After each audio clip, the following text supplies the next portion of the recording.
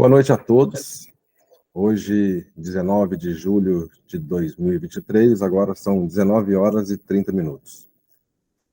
Quero aqui agradecer a presença de todos. Hoje é a nossa segunda reunião do grupo de trabalho que trata de distribuição e demanda de vistorias, né? Quero aproveitar também a oportunidade e informá-los que até às 18 horas e 32 minutos de hoje, nós tínhamos 241 inscritos em todos os grupos de trabalho. Tenho certeza que quando nós concluirmos todo o nosso estudo, vamos conseguir levar um estudo sólido e com evidências concretas para o governo do nosso estado, né? Daqui passo a palavra para você, Eduardo, para você dar sequência, tá? Bom, gente, boa noite para todo mundo aí, já tem aí 21 pessoas na reunião.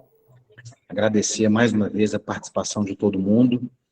Hoje é mais um daqueles dias, né, gente, em que a gente começa o dia tendo dor de barriga, vendo uma entrevista do nosso governador, falando em 6 meses, né, e fazendo referência à alteração de requisitos, falando de 1.000 metros para 300 metros.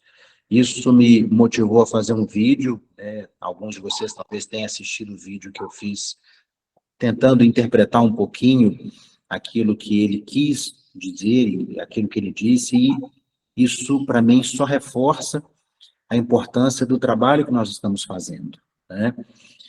Hoje, foi um dos raros momentos em que nós tivemos algo oficial, né, no sentido de um gestor público, um governador de estado, falar sobre o que ele pensa da terceirização.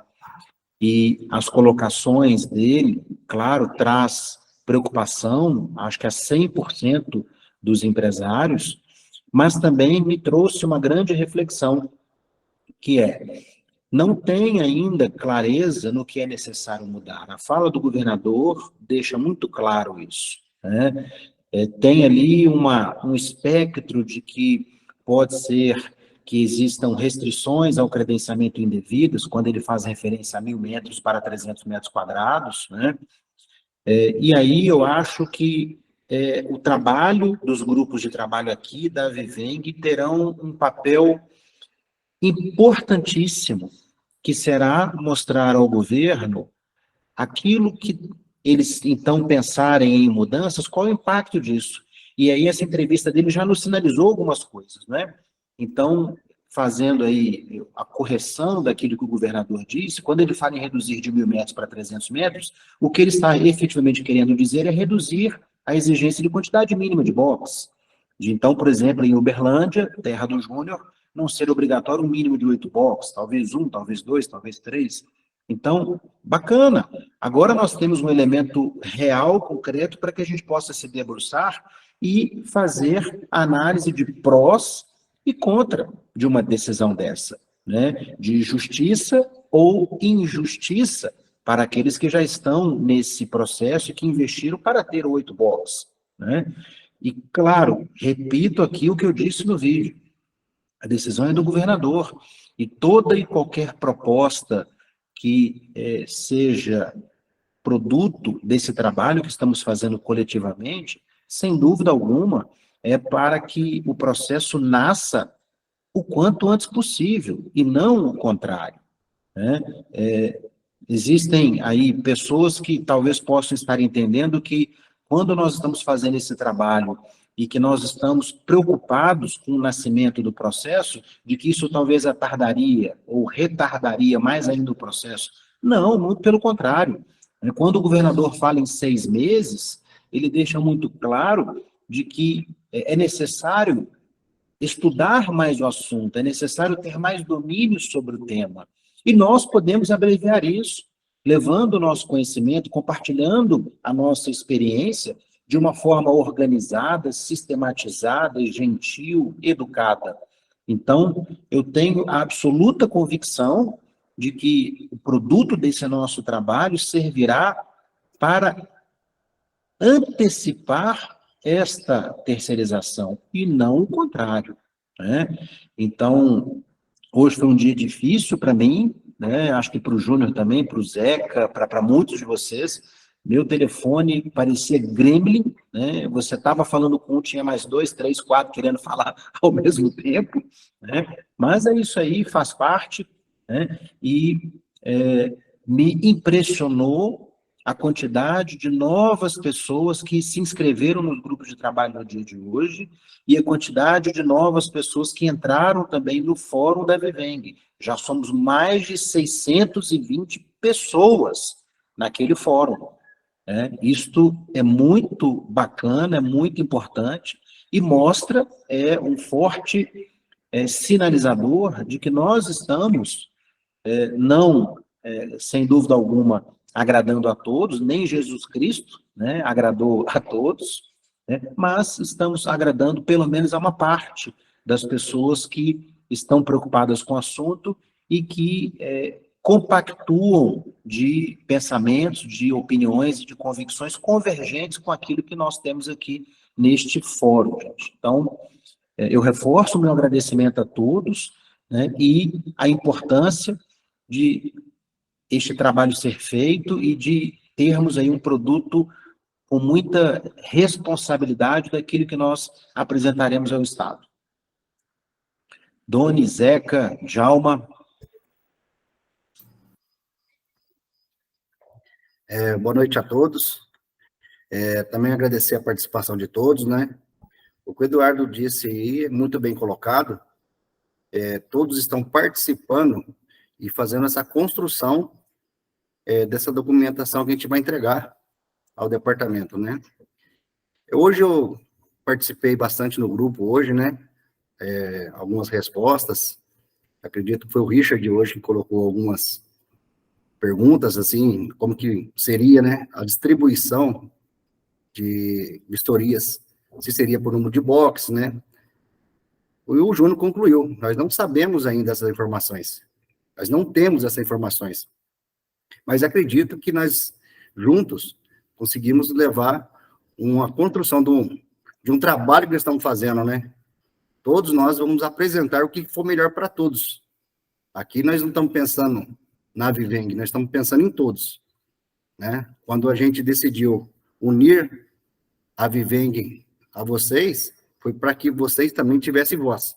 E isso vai acontecer, né? A participação de todos e esse projeto de distribuição de demanda de vistoria, vocês vão ter essa participação de colocar o pensamento de cada um, a situação que cada um entendeu, como que tem que ser, e a gente vai conseguir levar. Perfeitamente. Doni? Boa noite a todos. Como o Eduardo disse, né, a gente viu que o dia hoje foi tenso, né, mas no final a gente fica tranquilo porque vê que tudo é possibilidade. Se tudo é possível, então eu acredito que está nas nossas mãos para fazer um grande trabalho, para ajudar as pessoas que estão à frente do projeto, né, que possa tomar a decisão mais assertiva, né, não que vai agradar todo mundo, é fato, mas que vai ficar bom para a maioria ou para que a gente tenha menos prejuízo com tudo isso que está acontecendo.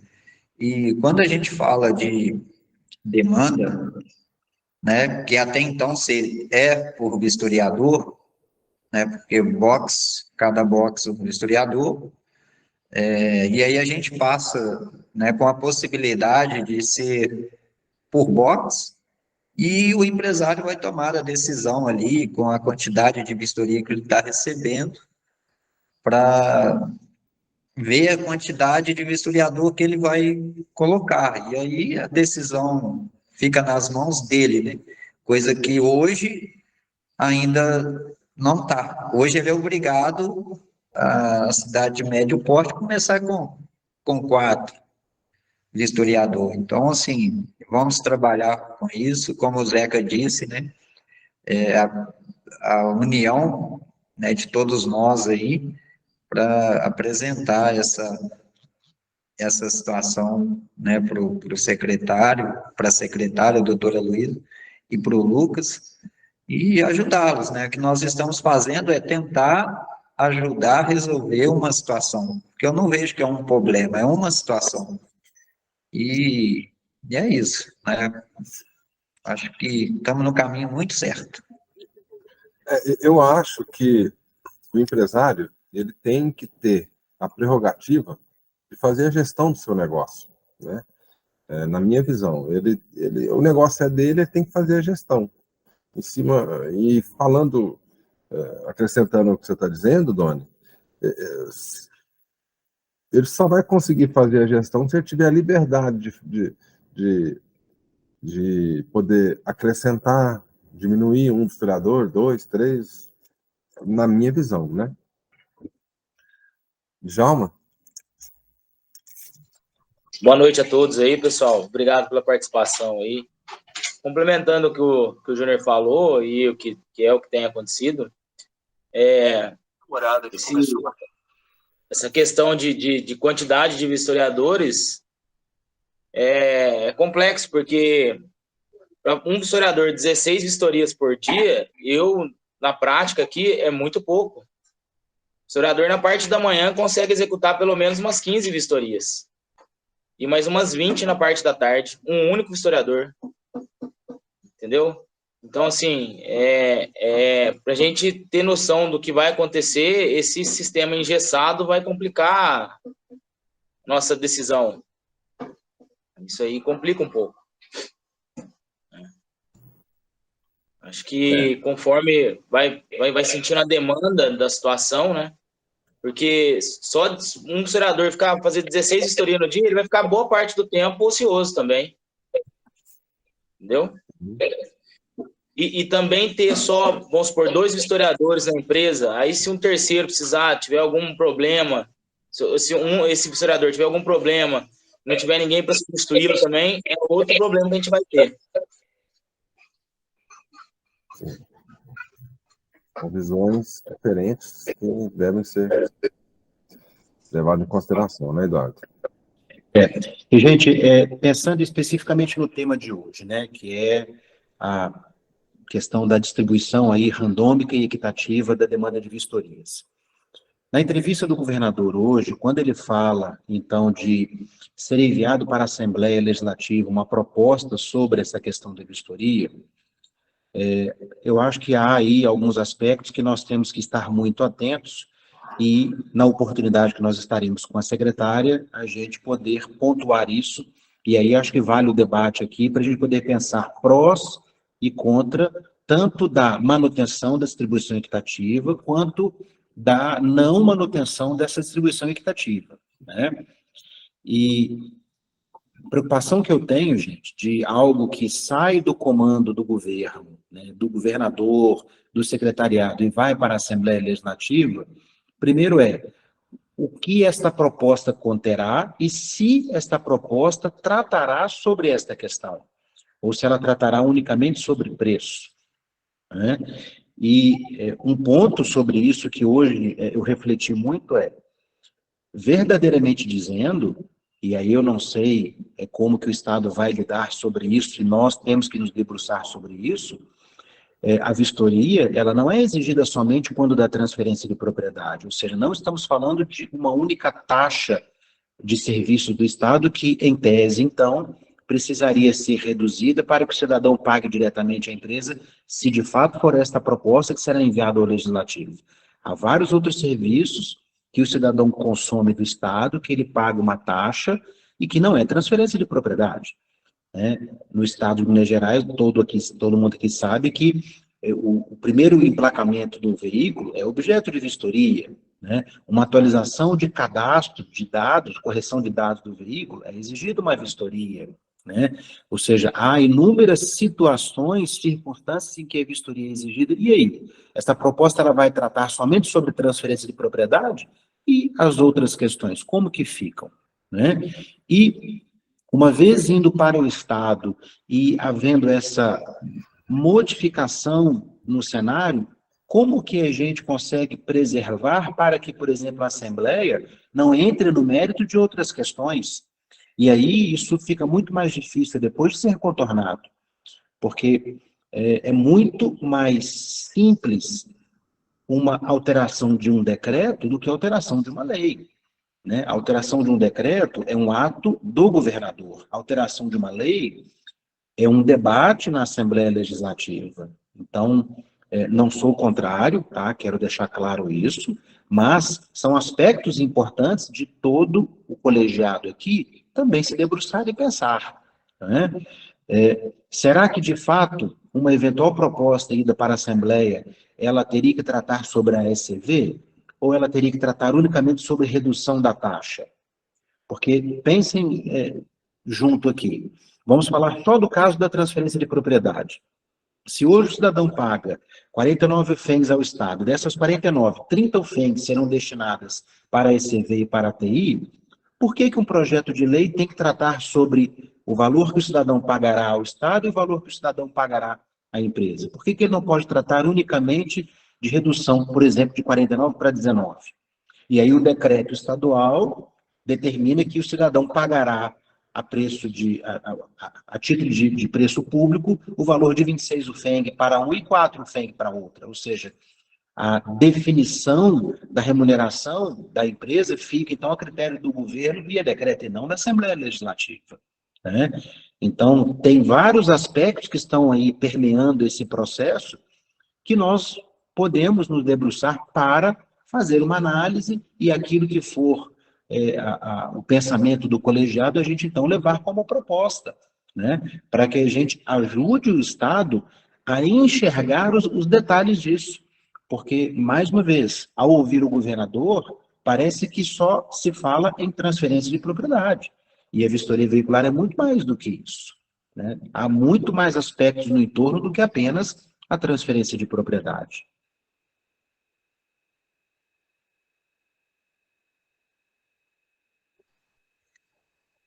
Eduardo, a gente vê essa questão de enviar para a Assembleia, a gente, com calma, analisando todas as situações, a gente consegue enxergar algo que não precisaria, de fato, ir para a Assembleia, para que nós possamos iniciar o trabalho com as ECDs. O governo ele quer enviar, porque está com umas situações de valor, de tirar o dinheiro que vai ser recebido dessa taxa de R$ 246 e repassar para a ECV, mas tem meios, né, para a gente colocar na mesa e mostrar para eles que dá para iniciar sem esperar a resposta da Assembleia. Tem caminhos para isso. Iniciamos e depois o que a Assembleia decidir que se cumpra, porque se imaginamos que envia para a Assembleia, que toma uma decisão que realmente vai enviar e vai esperar, só o ano que vem, que nós vamos trabalhar. Agora, a gente tem que estudar e se esfriar um pouco a cabeça, pensar um pouco e descobrir um caminho para que isso é possível, começar as ECVs a funcionar sem enviar para a Assembleia essa proposta. E se enviarem, aí a gente também tem ciência de que só vamos trabalhar em janeiro, fevereiro do ano que vem. Mas esse ponto de interrogação também atrapalha, porque o emocional dos empresários, todo mundo que está nisso, fica aí sem saber o que vai acontecer, o que não vai acontecer. Então, eu espero muito dessa reunião do dia 9, que nós possamos, pelo menos, falar, olha, vai enviar para a Assembleia e vamos ter que esperar. Ou não, né? Porque a gente sabe também que, mesmo que não enviar, nem todas as empresas vai começar a trabalhar de imediato, né? Tem todo um processo.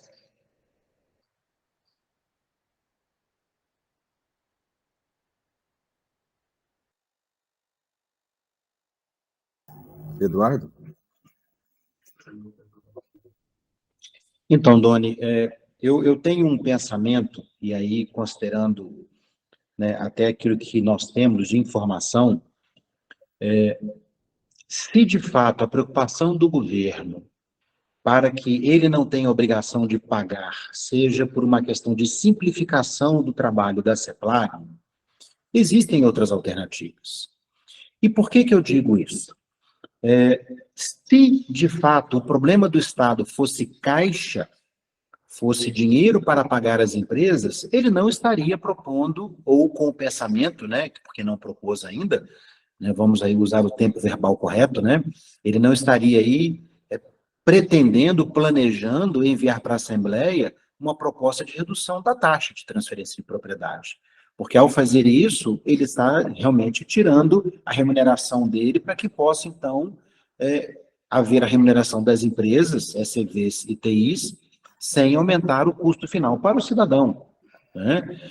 Então, se o problema for burocrático, de o Estado ter que, uma vez por mês, fazer aí um levantamento, um apontamento do que deve ser pago a 1.800, 1.200, 1.500 empresas, podem existir outras soluções, né? Eu já vi estados fazendo o quê? A divisão da receita no momento em que ela cai na conta do Estado. O cidadão paga uma taxa de um serviço específico, se já houver ali a designação de qual empresa irá atender aquele usuário, aquela taxa no mesmo instante já pode ser dividida e já acreditado na conta da empresa a parte dela para ela prestar aquele serviço, não é? Então, talvez existam inúmeras possibilidades de soluções que, então, reduzam a burocracia para o Estado, né? E que, sem dúvida alguma, já aqui pensando em análise de impacto, né, em prós e contra, teria prós muito grandes para a empresa, porque então ela também teria ali um recebimento, talvez diário, todo dia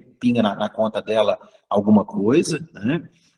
Eu acho que são caminhos que nós podemos pensar, né? O que me traz muita, não certeza, mas muita luz é de que aquele fantasma de que o problema era orçamentário, de que não tinha dinheiro para poder pagar as empresas, isso vai se dissipando na medida em que vai se dizendo que o Estado pretende reduzir o valor das taxas, né? Reduzir para quanto? Se for reduzir para 19 FENGs, falando de taxa de propriedade, seria o mesmo que ele, então, ele fazendo a gestão, pague as empresas que vão executar a atividade, né? E sobre especificamente a questão da distribuição da demanda, né, que é aí um ponto importante desse trabalho nosso de hoje, eu acho que seria um bom momento para cada um colocar, e aqui eu vou fazendo as anotações, é o que eu tenho feito todos os dias, né, de o que cada um tem por visão, por opinião, por experiência. Vamos aí começar pelo pior cenário. Sugestão, Júnior, e aí, claro, você conduz aí da forma que você achar melhor. Vamos começar pensando, se todos concordarem, num cenário em que não haverá mais distribuição equitativa e randômica, ou seja, o cidadão escolhe em qual empresa que ele vai. Quais os impactos positivos e negativos que vocês pensam sobre isso? Na visão minha, o impacto negativo seria para quem inicia um negócio sem ter o know-how, né? Sem ter conhecimento, sem ter feito muito do seu negócio. Porque o que acontece? Nós aqui, acho que nós aqui do estado de Minas, que estamos atuando, acho que nós somos aqui, vamos dessas 1.308 empresas que estão hoje no processo, vamos dizer que 100 empresas dessas 100 estão atuando. Essas 100 empresas que estão atuando, se for no processo de livre concorrência, exemplo, ou livre concorrência no sentido de ter o cliente, mas o preço ser pré-estabelecido, essas empresas vão ter um pouco mais de, com certeza, de serviço. O serviço vão...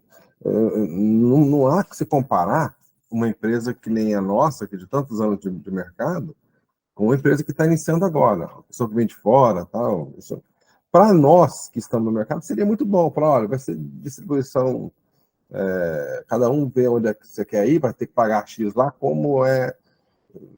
Né? Para nós seria bacana, mas falando de um todo, não olhando para nós, o bacana seria continuar, né? A questão do randômico, mas falando pessoalmente, não vejo problema. Eu acho que o mercado ia regulando naturalmente, é o que vai acontecer, mesmo sendo randômico. O mercado, não são todos que vão ser credenciados que vão permanecer no mercado. Eu tenho certeza disso, absoluta. Porque uns preferem investir em negócios para ganhar dinheiro. Vai investir nesse negócio, vão começar a ter um rendimento menor, vão fazer assim, vamos vender, alguma coisa vai acontecer, pode ter certeza. Negócio não é tudo isso que estão desenhando, plantando e informando que é. Não é, o negócio é um negócio bacana, mas que depende de um processo. Esse é o grande da questão. Ô, João Paulo, você estava com a mão erguida? Eu acho que se parar de ser o randômico, vai ser desastroso para a maioria das empresas. Muitas empresas locaram seus barracões, suas coisas, não pensando em ter que locar numa avenida principal, uma avenida de maior movimento, entendeu? Já estava contando com o randômico para isso, para ser designado para a sua ECV. Se mudar, essas que pegaram barracão mais afastado, mais local de difícil acesso, vão ser muito prejudicados, vai ser um terror isso. E fora que se tiver que ser votado isso, e for demorar aí 4, 5 meses, aí 3 meses, eles tinham que liberar uma segunda atividade para as ECVs para ir controlando o caixa dessas empresas, porque senão as empresas não vão dar conta.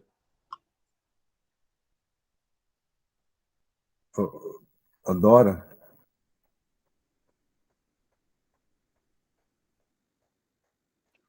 Boa noite, pessoal.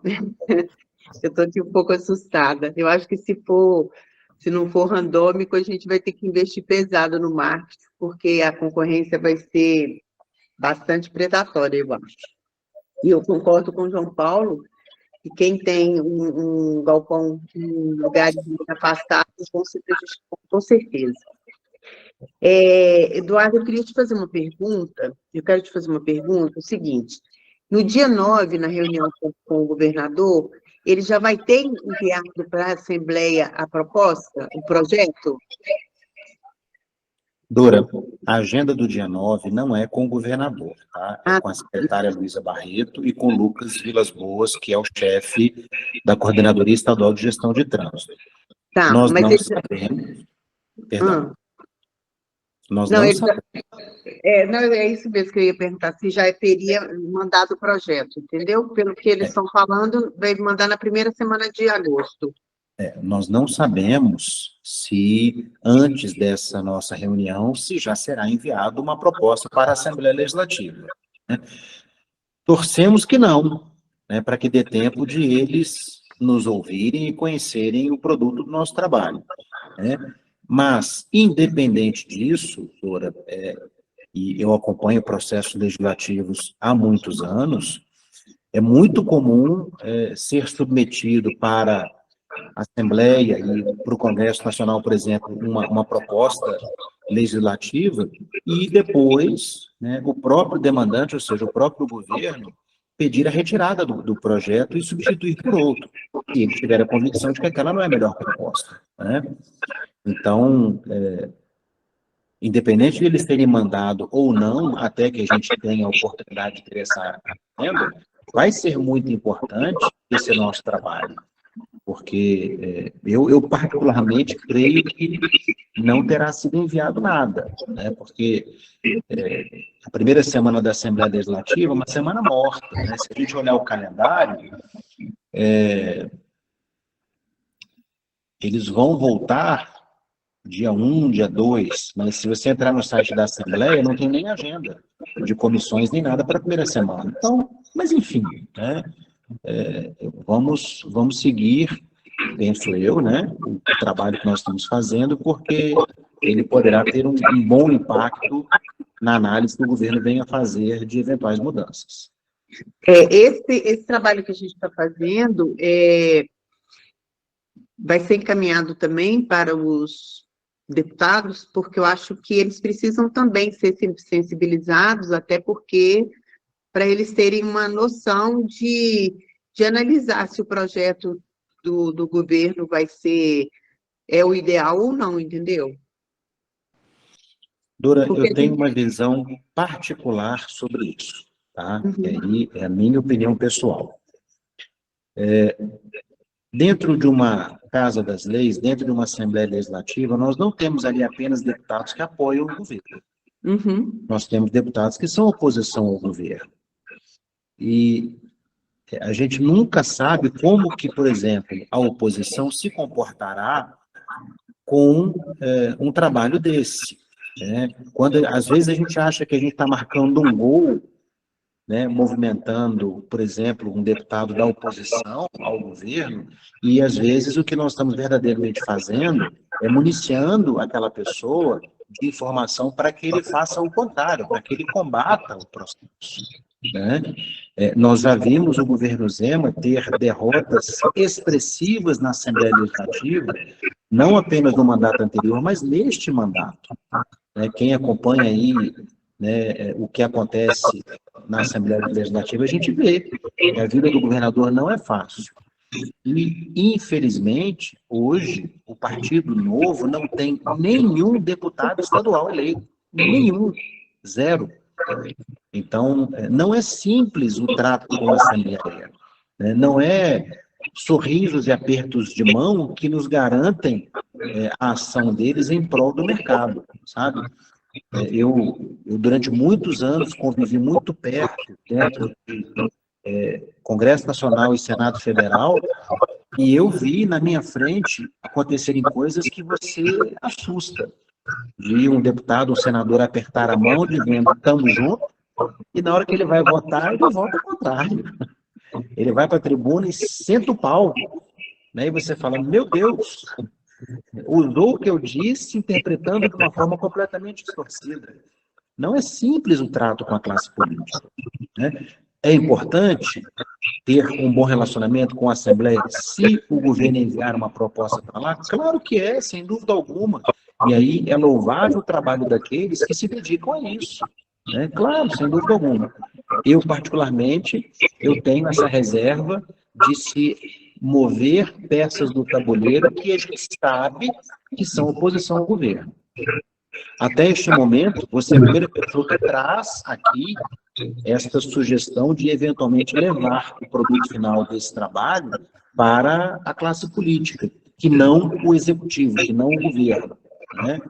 Aí vai ficar a critério da diretoria da Viveng, né, que eles decidam se isso é um caminho possível ou não. Analisando pelo que você falou, é uma faca de dois gumes, né?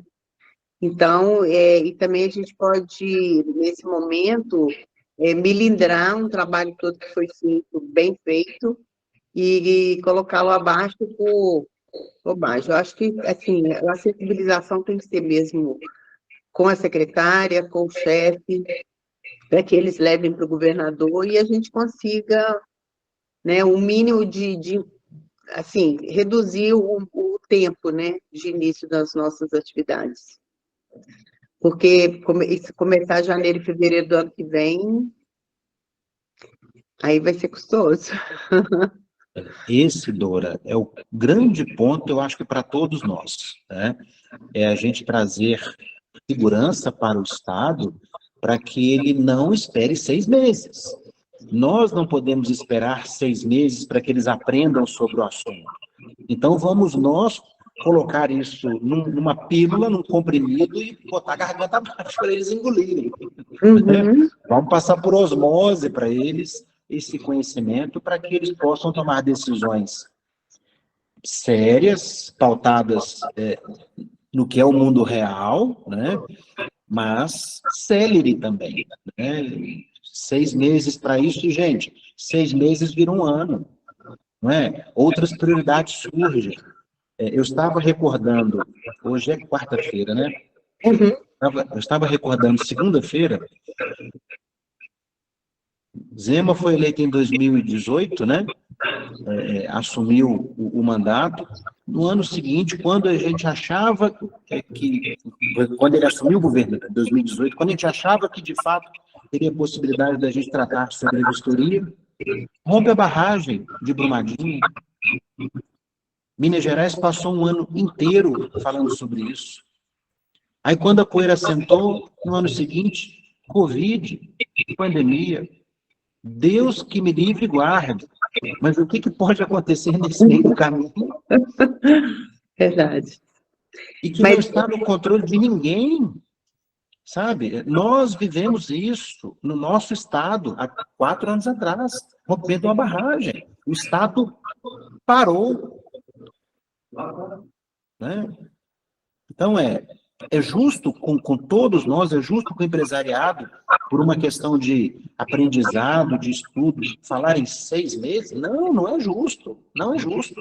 Então, nós podemos ajudar para que não seja 6, que seja 30 dias, 60 dias, 90 dias, não importa. Agora, se a gente conseguir reduzir em 1 semana, em 2, em 3, é ganho. Né? Sem ilusão, gente. Sem a gente estar aqui vendendo uma ilusão para quem quer que seja. Várias pessoas mandaram mensagem hoje. E aí, você acha que nós vamos trabalhar quando? Não sei. Não sei. E acho que ninguém tem condição de afirmar isso. Né? Só o pai. O pai sabe. Mas vamos rezar. Quem sabe ele conta para nós, né? Vamos ser positivos, que o documento que a gente vai apresentar vai ser de grande importância para que acelere o nosso processo. Vamos, sem dúvida. Com certeza. Marcelo? Boa noite a todos aí, gente. Só para acrescentar em cima do que o Eduardo solicitou aí, né? Principalmente do lado negativo. Para mim, eu particularmente entrei nesse negócio por conta principalmente dessa distribuição randômica. Porque eu tenho outra empresa e eu invisto alto em marketing com essa empresa e tenho até pessoas, funcionários para trabalhar com marketing. Então, se realmente eles optarem por isso, de tirar esse sistema, pode saber que vai ter investimento alto para muitas pessoas aí, muitos empresários. Com pessoa para marketing, pode ter percentual para parceiros, entendeu? Que provavelmente muitos vão fazer parcerias. Então, isso aí é um impacto muito alto para a gente que está empreendendo aí. Fabrício? Nós não estamos te ouvindo, Fabrício. Boa noite a todos. Desculpa, esqueci de soltar o microfone. Sobre o que o João Paulo falou, eu fui um dos que peguei galpões fora. Aqui no estado de São Paulo, quando abriu, quem não estava perto do poupa-tempo, que aqui em São Paulo é poupa-tempo, ou despachante, ou concessionária, não tinha uma vistoria, porque ele estava fora de localização. Então já é preocupante isso, porque você se preparou de uma maneira para agora a gente sair do randômico. Outra coisa, aqui em São Paulo, há 8 anos, tem gente que devolve 30, 40 reais para o despachante e para a garagem, ou pelo responsável que faz documentação das empresas, transportadora, devolve o dinheiro, vai tudo para esse cara. Sair no randômico, vai sair, provavelmente não vai ser tabelado o preço. Tem gente que faz 50 reais aqui na capital de São Paulo. Em Bebedouro, tem 3 empresas, a gente estava cobrando 130, tem um fazendo a 70. Outra coisa, muito complicada, perdi vários clientes, porque eu não passava o veículo que tinha pneu careca, que tinha uma seta queimada, que tinha uma luz quebrada, o despachante, o garagista mandava em outro que passava. Avacalhou o serviço. Tudo que eu negava, o outro passava. Aí eles foram mandando tudo para outro. Eu, sinceramente, se cair o sistema randômico, eu desligo todas as minhas empresas, paro todos os credenciamentos e vou entrar na justiça contra o Estado, porque eu trabalhei em cima de uma portaria. E mudar isso aí, para mim, não é viável. E outra coisa, se você tiver o randômico, liberar o preço, também não é viável, porque aí, como não vai ter indicação, cada um cobra o que quer. Aí tem gente que vai cobrar 300, 400, aí vai onerar o cidadão. Então, eu acho que o modelo é perfeito. Eu trabalhei em cima desse modelo. Se não fosse modelo, particularmente, eu estou fora. Então, essa é a minha opinião sobre esse assunto do randômico. Fabrício, quero fazer um complemento na sua fala. Nós temos um exemplo no nosso estado, gente, que nós podemos utilizar, que é a questão do estampador de placa. É livre mercado, tanto no que se refere a preços, quanto no que se refere à escolha do usuário, né?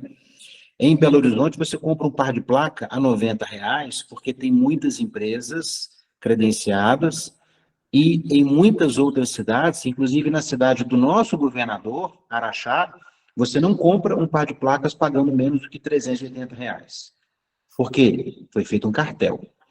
Então, não ter uma gestão por parte do Estado nesse sentido, você acaba incentivando esse tipo de situação, que é, inclusive, criminoso, né? Os empresários, eles se reúnem naquela cidade, naquela localidade, e ali eles fazem um combinado de preço deles, porque não é tão complicado você fazer isso quando você tem 5, 6, 7 players. Em Belo Horizonte, você tendo 200, 300, já não se consegue. Por isso, aqui custa R$80, R$90 um par de placa.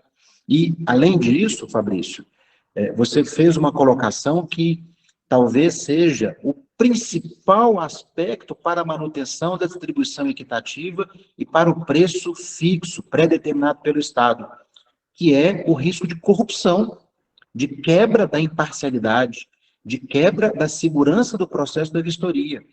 No momento em que você está à mercê do mercado, é o que você comentou, ou o cara reduz o preço, e aí, ao reduzir o preço, ele faz uma concorrência predatória, e muitas das vezes ele, inclusive, deixa de honrar com os compromissos dele. Então, o cara não vai emitir nota, ele só nega imposto, o funcionário não está com a carteira assinada, o cara bagunça o negócio dele, né?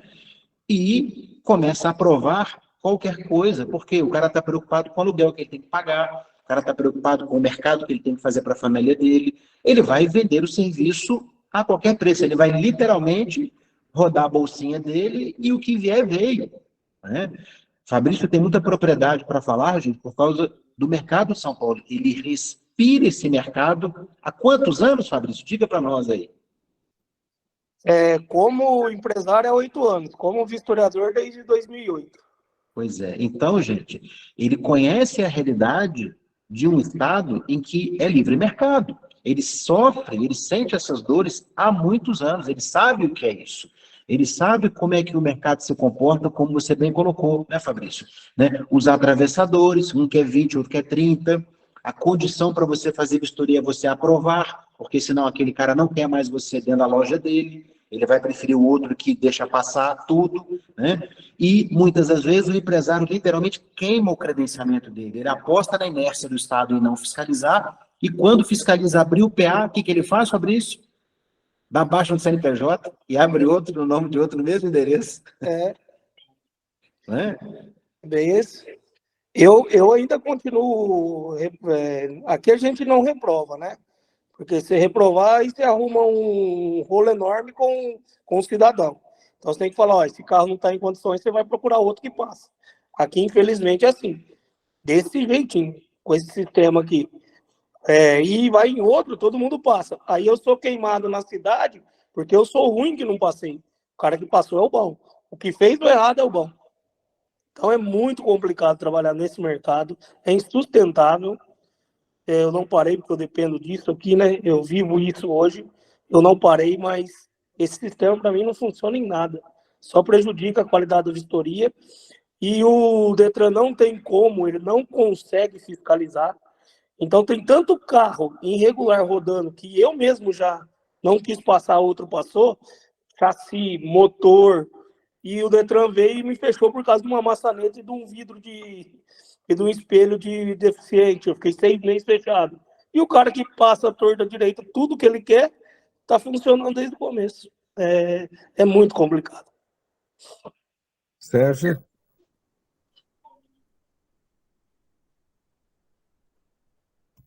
Sérgio? Eu? Opa, você levantou a mão? Boa noite, tudo bem? Joia. A questão da distribuição randômica aí, eu tenho algumas questões. Eu compartilho da mesma opinião aí do nosso amigo Fabrício, que se tirar ela, acabou, eu estou fora, entro com a ação contra o Estado para tentar uma possibilidade de reaver os meus gastos. Por quê?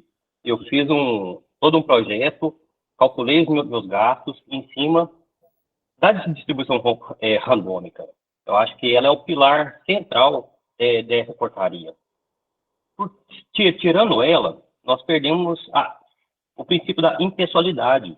O cliente vai até aquela vistoria que ele quer, onde vai passar ele, onde pode devolver ele com a parte do valor, onde vai passar um para-brisa quebrado, um pneu ruim. Aí acabou. Você não consegue fazer o serviço da maneira correta. Aí você tem tanta possibilidade de perder o cliente, de não receber cliente nenhum, e a possibilidade de perder o seu credenciamento. Você fica totalmente perdido. Segundo, tirando a distribuição randômica, pode acontecer uma coisa muito séria. É que acontece aqui na cidade onde eu trabalhei como despachante. O que acontece? Um grupo de pessoas que já estão no mercado, um grupo de despachantes, no caso, um assunto um pouco mais sério isso aí. Se uniram, arrumaram outra pessoa, criaram um CNPJ e mandam as demandas só para aquele local. Pensa se acontece isso em todas as cidades aí, ó, os despachantes, que é onde se acumula maior demanda de serviço, pegue um terceiro, cria o CNPJ para ele e mande as vistorias dele só para aquela pessoa. Eles vão ganhar em cima do serviço de transferência, emplacamento, segunda via, alteração de dados, e vão ganhar também em cima da vistoria. E as outras vistorias, não tem nem se passar o carro do lado avesso, não vão ter seu serviço. Uma opinião que um colega lançou aí, a questão de liberar a fonte de renda dentro da vistoria, para a gente poder ir custeando os gastos. Gostaria muito, mas eu vejo um problema muito sério nela. Por quê? Todo mundo alugou seus galpões em locais mais afastados, com um aluguel um pouco melhor, que é o meu caso, contando que o cliente iria lá, um local melhor de estacionamento, não é no centro. Aí, se a gente libera ter fonte de renda, você automaticamente perde a questão daquele local de vistoria ser obrigado a trabalhar somente com vistoria. Aí, o que acontece? Eu acho que nós ganhamos novos concorrentes. Por exemplo, um estacionamento grande, que já bem localizado, que já tem sua fonte de renda, já paga suas contas, consegue ali adaptar ali 2 ou 3 blocos, faz o treinamento com os seus funcionários e faz a vistoria como uma renda extra. Aí nós que estamos defendendo, principalmente daquela fonte de renda, não temos como fazer concorrência com pessoas que já têm uma fonte de renda grande, que já pagam as suas contas. Eu fiz o meu planejamento aqui, um aluguel que eu sei que estava dentro do que eu iria receber com aquela demanda de serviço. Hoje, já está ficando até complicado o que eu já fiz, porque já apareceram tantas SCVs aqui para credenciamento, que está cada vez diminuindo mais aquela margem de lucro e está praticamente inviável já. Se mudar qualquer coisa, eu já estou fora, porque é melhor perder o que eu já investi do que continuar perdendo o resto da vida. Então, a impessoalidade, o cartel e a questão aí de liberar outras fontes de renda, eu acho que a gente ganha novos concorrentes aí. Essa aí é a minha opinião. Richard? Fabrício e Sérgio, vocês falaram o que praticamente que eu ia falar também, por experiência própria. Se não for o modelo randômico, fica praticamente inviável. Por causa do cartel que você tem que devolver para garageiro e despachante. Isso, se você não voltar alguma coisa, eles não vão em vocês, que outro vai oferecer. Uma das minhas empresas, eu aluguei o barracão mais afastado também. Ficaria inviável para mim, que eu procurei um aluguel mais em conta do que melhor localização. Então, assim, vocês falaram tudo que eu ia falar, praticamente. Realmente, e fora o serviço que o Detran quer que a gente faça, que é de fiscalização rígida, rigorosa, não vai ser feito. Porque se eu não passar, o outro vai passar. Isso é certeza que outra pessoa vai passar. Então eu vou estar perdendo cliente. Então fica uma coisa muito complicada. Jorge Luiz Almeida, da Fênix, você tinha levantado a mão, depois você abaixou? Pessoal, boa noite. Jorge Luiz da Fênix. O GC, né, Sistema para Vistoria Veicular. Me desculpe, eu estou na estrada, então tem hora que está sinal, daqui a pouco cai novamente. Venho aí contribuir com os senhores aí nas reuniões e tem uma notícia bem importante. O trabalho dos senhores está sendo de suma importância, porque o Detran, eu tive agora há pouco lá na CEPLAG, lá falei com o Lucas e com o novo superintendente de veículos, doutor Henrique, e o seguinte, a informação é muito importante, o projeto não tem volta, o projeto vai seguir firme, tá? E com segurança. Então, esse ponto importante aí que o Eduardo vem falando desde o início, de mostrar para o governo a segurança no projeto, a segurança em não reduzir requisito, a segurança em manter, né, como está, né, e claro, se tiver uma outra adequação que seja discutida e que vocês levem isso daí para eles, importância. Então, eles estão bem contentes, a coisa vai acontecer, tá? E o trabalho dos senhores vai ser de extrema importância. Então, eu estou aqui para contribuir com vocês, podem contar comigo. Eu tenho alguns clientes aqui, alguns parceiros, estou à disposição de todos aí, tá? Jorge, aproveitando que você está aqui, gente, para quem não sabe, o Jorge é advogado, tá? É um cara que tem uma grande experiência na área do direito. Por mais que não seja tema da nossa reunião aqui, Jorge, mas eu queria aproveitar a sua presença e perguntar qual é a tua opinião sobre um aspecto. Se o governo encaminhar para a Assembleia Legislativa uma proposta de alteração de lei que altere uma taxa, você vê como aplicável aquela questão do artigo 150 da Constituição, ou seja, a noventena, não apenas a questão dos 90 dias, mas a anterioridade do exercício fiscal? Qual que é a sua opinião sobre isso enquanto advogado? Edu, a gente sabe que tem uns princípios constitucionais, né? Esse princípio nonagesmal previsto na Constituição, enfim. Meu posicionamento, como eu não sou militante, né? Eu sou bacharel, mas eu não sou militante na área do direito, né? Precisaria de um estudo um pouco mais aprofundado, de um especialista realmente sobre o tema, tá? Então, assim, eu não consigo, por envolver uma questão política, essa questão de imposto, de tributo, etc., vale um estudo mais aprofundado para eu poder não lhe passar uma informação desencontrada nesse momento. Beleza, Jorge. Obrigadão, cara. Cuidado aí na estrada, hein? Bacana. Marino? Oi, boa noite, tudo bem? Boa noite. Então, é o seguinte, ó, eu sou de Santa Catarina e a gente tem empresa ali em Santa Catarina, a gente também tem no Recife, né? E a gente tem várias empresas, vários galpões alugados ali em Minas Gerais, Uberlândia e região. Uma coisa que acontece é o seguinte, nós, pelo edital, a gente tentou vários lugares, só que faltava espaço, por exemplo. Uberlândia, por exemplo, o mínimo 8 8 boxes, entendeu? 4 estacionamentos. Então a gente revirou a cidade toda, então tiveram poucos lugares.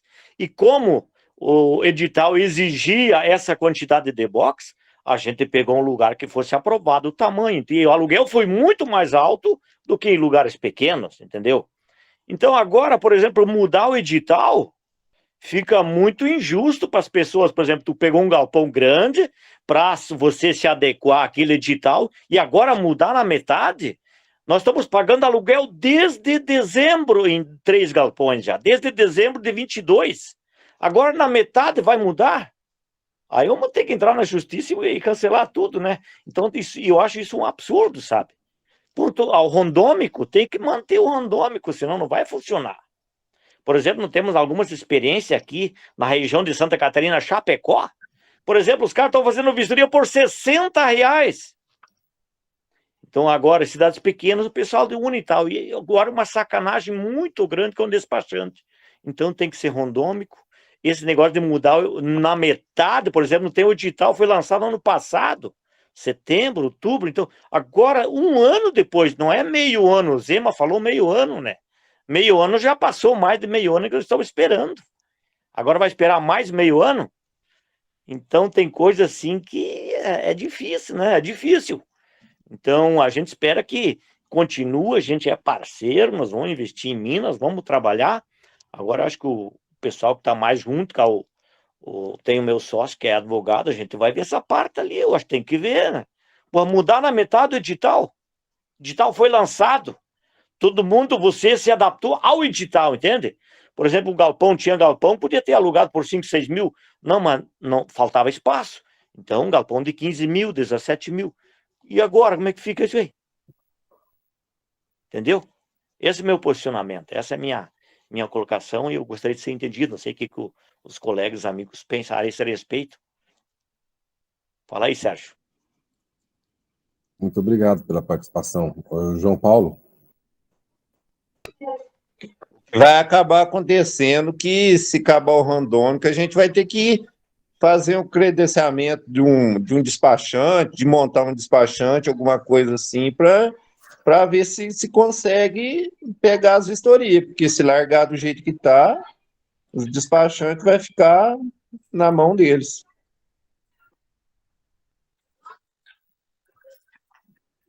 Em relação a isso você pode esquecer, porque o despachante não pode ter participação nenhuma com nada, eles sempre usam terceiros, e em Uberlândia teve uma questão muito recente, inclusive o Eduardo citou em relação à placa, que em Uberlândia teve uma operação aqui, que despachantes, eles compraram uma estampadora de placa, acho que juntaram, se eu não me engano, eram 38 despachantes, e aí foi objeto de denúncia, deu o Ministério Público, GAECO, tudo que nós, de mercado, nós, os empresários que estão investindo ou que pretendem investir, é insegurança jurídica nesse momento, né?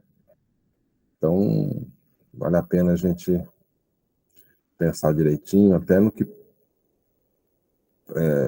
pode acontecer no futuro, né? Ô, Djalma? Então, essa queda do randômico, isso caso aconteça, eu acho que um dos problemas maiores é a corrupção. O Estado vai perder total credibilidade nisso daí.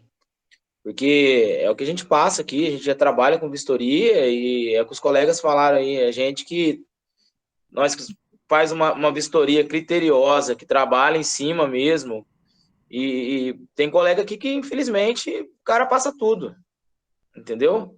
E aí eu acho que uma perda muito grande vai ser nessa questão da corrupção, entendeu? Questão do despachante, da parceria com o despachante, parceria com loja, isso aí sempre existiu, sempre vai existir, de qualquer forma. A pior situação é a corrupção. O cara vai no amigo dele, que passa tudo, que passa o pneu careca, que passa, entendeu? O insufilme no para-brisa, entendeu? E faz vista grossa para tudo, e chassi com corrosão, o cara vai ajudar a limpar e resolver. O problema é isso. Acho que o Estado vai perder a credibilidade total com essa liberação aí do randômico. Contrapartida que o Júnior falou, para a gente já está no mercado há muitos anos, a gente já tem uma carta de cliente bem grande, pode ser que a gente consiga, no começo, ter uma rotatividade muito maior, mas também não se sabe, né, até quando vai durar isso, entendeu? É o que eu tô falando no começo, aí depois o cara faz de qualquer jeito, e a gente que trabalha sério vai acabar tomando rasteira aí, entendeu? A minha visão é essa, quanto que o Eduardo tinha colocado, para a gente colocar os prós, os contras aí, isso é super complexo, entendeu? Isso aí, fora perder a credibilidade, isso aí é demais, é complicado, a gente vai tomar pelas costas, é complicado demais. A posição é essa aí. Zeca? As palavras que o Djalma colocou aí é muito importante, porque até com vantagem, dizendo assim, que a gente que tem essa experiência, está nesse mercado há muitos anos, prestamos outros tipos de vistoria, que é a vistoria cautelar, e até mesmo por reprovar alguma situação. Eles procuram outra pessoa para fazer esse serviço, né? E também, nós sabemos que aqui existem bastante proprietários aí, em nome de terceiros, que tem despachante, tem fábrica de placas, só que nós não estamos aqui para fiscalizar, isso aí não é competência nossa, né? Então, eu vejo que o que nós estamos aí em busca é que nós temos, pelo menos, uma educação que a gente possa, pelo menos, trabalhar com igualdade, para que todos possam ter o número de quem investiu para pequeno porte, médio, seja o número que for, né, de box ou de vistoriadores, mas que todos trabalhem com igualdade, que é o plano que foi colocado. Como o Mariano falou, se fosse assim, nós não precisávamos nos adequar e nem investir do valor que foi investido, porque eu não sei, mas Minas Gerais, ela não tem o preparo para o que foi pedido na portaria. Os galpões, estrutura, vou falar assim, uma coisa simples, o banheiro. Muitos barracões aí tem um banheiro que cabe mal uma pessoa, né? Então, quer dizer, aí pede um banheiro com adequação, uma exigência na norma, né, que é feita, para que possa ter as adaptações. Aí, se você vê tudo isso aí, você olha a parte do setor administrativo, você olha a parte que vai ficar a sala de espera, né, o comprimento que foi, 10 metros e 1 metro por box. Então, tudo isso aí, eu acredito que nós temos que estar firmes. A proposta do nosso grupo de trabalho é levar essa construção, estudar, todos nós temos a condição de levar as informações. E o sistema randômico, ele é uma das prioridades que existe, né? Hoje, o tema, distribuição de demanda, hoje o randômico, ele é a prioridade, para que a gente possa trabalhar com igualdade a todos. Você que investiu, você tem que receber realmente a recompensa por isso, né? Então, acredito que nós aí estamos próximos aí a essa reunião do dia 9, e a gente vai ter aí um bom material para a gente poder apresentar a secretária, o Lucas, né? Para que eles vejam como está a nossa luta, nosso esforço. Porque hoje você que está aí há mais de 6 meses aí pagando aluguel, né? E eu já estou nesse mercado desde 2010, e falo assim, comecei e vi que eu tinha erros, né, que eu estava cometendo perante as adequações, tive que me adaptar, investimentos, né? Então, quer dizer, e agora vai começar uma pessoa do nada, que vai chegar, alugar um barracão e menor, que realmente não vai precisar de tudo aquilo que a gente se adequou, e, quer dizer, o que nós vamos fazer? Então, por isso que essa construção dessa reunião de hoje, né, vai ser muito importante, Eduardo, para que a gente possa realmente afirmar que o randômico, ele é uma das grandes prioridades que nós temos hoje na prestação de serviço para o Estado. Eduardo? No vídeo de hoje que eu fiz, gente, eu faço uma referência a uma preocupação que eu tenho sobre uma eventual discussão na Assembleia Legislativa de preço da empresa de vistoria. E eu faço essa referência pensando no efeito cascata de uma eventual decisão do processo legislativo. E aqui eu trago para vocês essa reflexão. Nós temos basicamente 3 possibilidades que se refere a preço, né, gente? Ou o Estado determina o preço fixo, ou ele determina um preço máximo, ou ele determina livre concorrência, livre mercado. Concordam comigo? Eu não vejo nenhuma outra possibilidade a não ser uma dessas 3. Né? A única das 3 possibilidades em que cabe a distribuição randômica e equitativa é com preço fixo. Por quê? Se for preço máximo, eu posso cobrar 130, o Djalma cobra 120, o Zeca cobra 150. Aí foi designado para fazer vistoria no Zeca. O cara fala, mas no Zeca é 150. Não quero pagar 150, o Eduardo faz a 130. Né? Livre mercado, pior ainda, porque aí é o que o Fabrício colocou de São Paulo. Tem gente fazendo a 130, tem o cara que deu dor de barriga nele, né, que ele tem um compromisso e ele faz a R$70. Como é que você vai suportar e manter uma distribuição equitativa quando o preço não é fixo? Ou seja, a única possibilidade que nós temos de manutenção da distribuição randômica equitativa é se o preço for fixo. E aí é de absoluta, extrema importância, né, nós temos a oportunidade de mostrar isso ao governo. Porque quando você olha sob o prisma apenas de, não, livre mercado, o mercado se autorregula, etc. E tal, opa, só que isto tem um contra, um revés, que você destrói a possibilidade de ter uma distribuição randômica equitativa que destruirá uma série de outras questões, que trarão insegurança jurídica ao processo, né, que trará o risco de quebra de parcialidade, de corrupção, de sonegação fiscal, ou seja, tudo isso que todos vocês colocaram aqui hoje.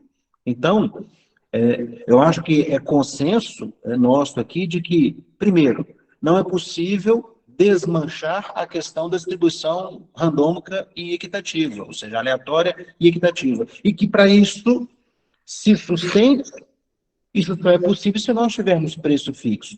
É isso que eu quis dizer no vídeo hoje, gente, quando eu falo do efeito cascata de decisões.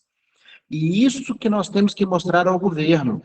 Não é olhando apenas para o passarinho que está no galho da árvore que eu vou enxergar o gato que está no chão pronto para poder comer o passarinho, fazendo aqui uma brincadeira.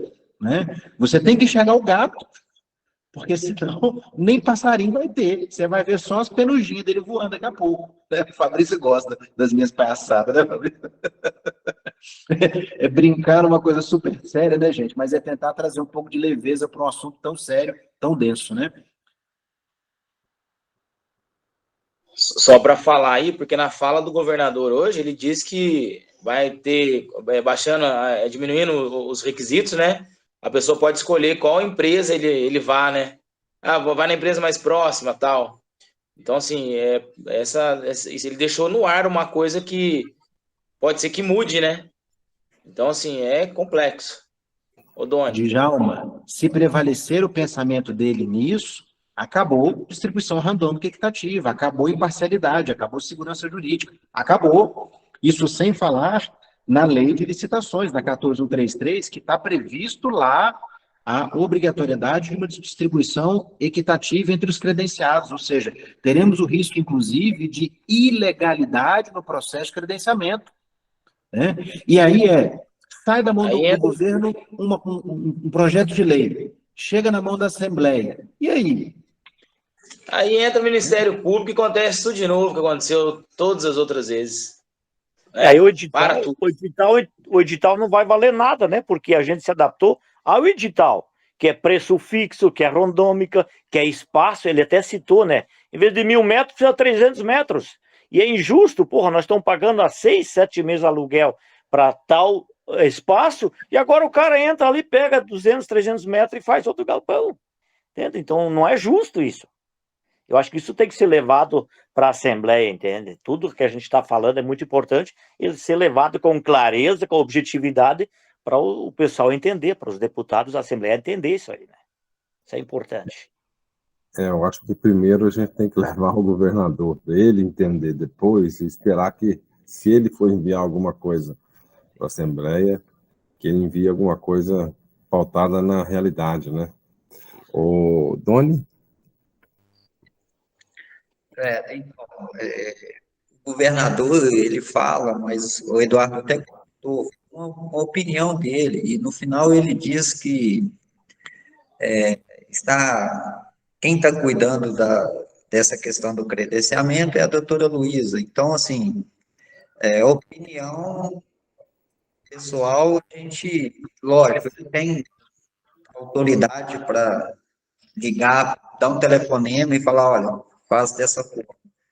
Mas eu vejo que ele pensa muito no cidadão, né? Não sei se eu fiquei confiável nele.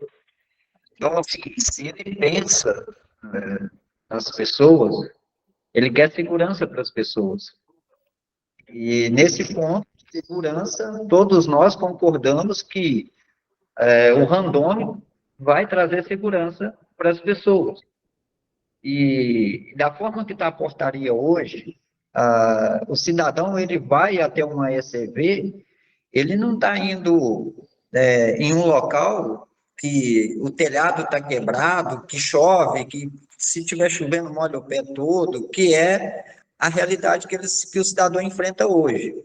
Então, todas as ECVs vai dar uma estrutura do cidadão, qualquer coisa que eles forem na cidade. Então, quando você tira isso, tira requisitos, enfim, vai tirando essa credibilidade do negócio. A gente sabe que tem empresa que o chão está com brita e está no processo de credenciamento. E a gente sabe que quando você pisa na brita, você pode escorregar e cair. Mas como o Zeca disse, não cabe a nós fiscalizar. O que está lá diz que tem que ser concreto ou piso similar, para dar segurança para o cidadão. Né? Não pode ter uma escada, tem que ter a rampa de acesso, enfim, ele está olhando o cidadão. E nós que investimos, nós também compactuamos com aquela realidade. Olha, eu vou investir, então eu vou cumprir aquilo ali, e adaptamos.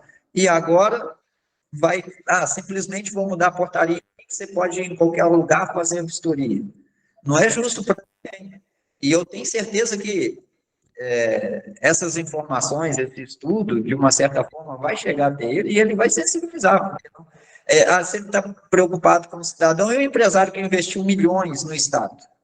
Né? Porque todos esses investimentos da ECV foi aplicado aqui no Estado de Minas Gerais, não foi em outro lugar, foi no Estado. Ainda não está funcionando, mas o que gastamos, eu gastei 80 mil reais com a obra. Agora, uma empresa gastou 80 mil, 1.300, né, empresa. Se cada uma gastou 50 mil reais, olha o investimento que foi no Estado. Então, assim, muito concreto essas mudanças, pode ser feito simplesmente com uma caneta, com uma opinião pessoal. Eu tenho certeza que ele não vai fazer isso. Né? Tenho certeza disso. Sérgio? Boa noite novamente. Eu queria levantar um ponto que mexe também com a distribuição, que eu, salvo engano, o Eduardo, se eu estiver errado, por favor, me corrija. Acho que o Eduardo comentou no vídeo que ele lançou hoje, que é a questão de limitação das empresas de credenciamento, de limitar o número de empresas, que no meu exemplo aqui na minha cidade. Para quem sabe do mercado, a gente chegou no número limite. Não pode abrir mais nenhuma, porque se abrir mais alguém, é para tomar prejuízo. Não tem margem mais. Acabou. E olha que nós estamos no credenciamento, não tem ninguém funcionando. Se entrar mais alguma, é para ter prejuízo. Ou seja, se entrar mais alguma, você não vai ter uma distribuição suficiente para custear o funcionamento da sua empresa. Eu queria elucidar essa dúvida minha, para ver se isso está sendo questionado lá, ventilado, porque é totalmente contra o que o Zema pratica, né? Eu também tenho meu pensamento um pouco mais de direita, acho que tem que ser aberto tudo, mas chegou no limite. Não tem como. É inviável trabalhar com mais uma no mercado. Eduardo? É só isso. Bom, Sérgio, no vídeo de hoje eu não falo sobre essa questão de limitação de credenciamento, mas isso é um ponto, sim, de preocupação. E aí nós temos dois elementos nisso, né? De um lado, nós temos a legislação federal, e aí eu cito não apenas a própria lei de licitações que trata o credenciamento como procedimento auxiliar de contratação pública, mas a própria resolução do Conselho Nacional de Trânsito, a 941, de que credenciamento tem que estar permanentemente aberto para o ingresso dos interessados. Ou seja, vai ficar aberto e aqueles que forem aparecendo têm o direito de pleitear o credenciamento. Por outro lado, nós já temos linhas de pensamento que tratam o fechamento do credenciamento, né, considerando um princípio jurídico que hoje vem sendo debatido, que é o princípio da concorrência ruinosa. Então, vamos pegar o caso aí do Júnior em Uberlândia. Hoje tem 30 empresas em processo, amanhã 32, depois 35, 40, 50. Chegará num ponto em que a curva financeira, ou seja, a receita menos despesa, será negativa não apenas para ele, mas para todos. Isso considerando também a distribuição equitativa, né? Então, ao acontecer isso, não é apenas um que vai à falência, todos daquela localidade vão à falência. Isto é o princípio da concorrência ruinosa, ou seja, a gente coloca em risco a oferta do serviço, que é um serviço essencial, à população. Então, há hoje uma linha de defesa nesse sentido. A última reunião que teve da Associação Nacional dos Detrans, o Wagner Calvila, que é o presidente do Conselho Nacional de Vistorias Veiculares, ele fez uma apresentação sobre isso na ANB, falando com muita propriedade sobre isso. É um cara que conhece muito do assunto e é algo que, de repente, pode ser objeto de análise por parte do Estado também, né? E quando nós olhamos para Minas Gerais, 853 municípios e até segunda-feira ECV em 340, haveria até a possibilidade de se fechar o credenciamento naquelas cidades em que a distribuição da demanda estimada já está num limite razoável para as empresas e mantém-se aberto para os outros municípios. Ou seja, não necessariamente você tem que fechar para todo o Estado. E, inclusive, o Estado monitorar isso eventualmente. Hipótese, vamos falar de Astolfo Dutra. Poxa, tem apenas um cara credenciado. Se amanhã esse cara fechar a loja, seja por vontade própria, ou seja por aplicação de uma penalidade, abre-se novamente o credenciamento para que os interessados possam, então, pleitear o credenciamento para aquela cidade. Ou seja, existem mecanismos que nós podemos até apresentar ao Estado e defender. Qual é o problema que eu enxergo nisso, gente? Como que nós vamos discutir inviabilidade econômica se nós não temos ninguém credenciado? Quem aqui pode afirmar categoricamente que daquelas 35 empresas de Uberlândia que constam no SCE serão credenciadas? E se forem credenciadas 10, 8? E se forem credenciadas já as 35? Então, é aquele problema. O que vem primeiro? O ovo ou a galinha? Né?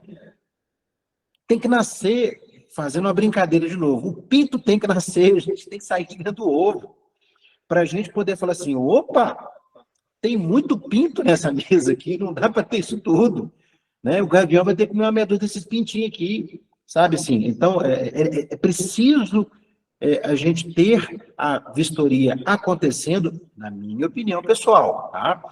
Para que a gente possa, então, enfrentar novos debates com o Estado. E eu tenho certeza absoluta que, com 90 dias das empresas credenciadas em funcionamento, nós vamos ter que ter esse enfrentamento com o Estado, de mostrar, ei, irmão, peraí, não dá mais não, põe o pé no freio aqui, põe o pé no freio ali, porque senão você vai inviabilizar o processo como um todo. Ou, simplesmente, o que vai acontecer, né, gente? E aí é o efeito cascata das decisões. Se for livre mercado, né, você acaba não tendo o risco de você ter a concorrência ruinosa, de todos fecharem. Mas vai sobreviver quem? Os mais fortes, lei de mercado. Vai sobreviver quem? Aqueles que se reunirem em cartel, é crime. Né? Ou seja, a gente traz novamente uma infinidade de outros problemas para dentro da terceirização que contamina o processo como um todo, para amanhã a gente ter GAECO na porta das lojas, a gente ter Ministério Público no cangote dos empresários. Só complementando, aqui na cidade onde eu resido, eu conheço o mercado aqui, nós temos, em média, trabalhando no número de 70 a 100 vistorias por dia. Então, vamos trabalhar com 70, porque senão eu trabalho numa falsa realidade que todo dia vai ser um dia bom. Trabalhando com 70, e está credenciando aqui 10 vistorias. Então, se todos tiverem o mesmo número de votos, teremos aí 7 vistorias para cada ECV. Aí façam as contas aí, que está complicado, não paga muito bem mais não. E essas empresas, que eu esqueci o termo certo agora, que são as franquias, né? As franquias não param. Elas continuam vendendo a imagem de que é um mercado lucrativo, que vai dar certo para todo mundo. Inclusive, o último que entrou, que eu percebi, através do site da Transparência, é de uma franquia. Aí não tem jeito, né? Eles continuam vendendo, o mercado vai cada vez enchendo de pessoas. Pessoal. Sua cidade qual é, Sérgio? Pará de Minas. Fabrício. Obrigado. Eu tá falando com ele? Falando em cima o que o Eduardo falou aí, sobre a questão que não sabe quantas vistorias vão credenciar, por isso não pode parar o credenciamento, uma coisa que é muito importante para a gente, são a questão de vistoriadores, que nem o Sérgio colocou aí, a quantia de vistoria que ele vai fazer por dia. Imagina você tendo o máximo de 4 vistoriadores. A gente barra no que a gente falou semana passada sobre brigar com a quantidade de vistoriadores. O Detran pode enxergar, eu não credenciei ninguém, como você sabe que o cara vai ficar parado. Nós podemos esbarrar nisso também, que é uma coisa muito importante para a gente pode esbarrar nessa situação que o Eduardo colocou aí. Perfeitamente. Zeca? Acompanhando aí o raciocínio do Eduardo, do Sérgio e o Fabrício, hoje está sendo um dia bem proveitoso hoje nessa reunião, que a gente está pegando elementos de cada região, de cada empresa, né? E vendo que realmente nós estamos aí numa boa construção. O que às vezes a gente fica assim até um pouco triste, né?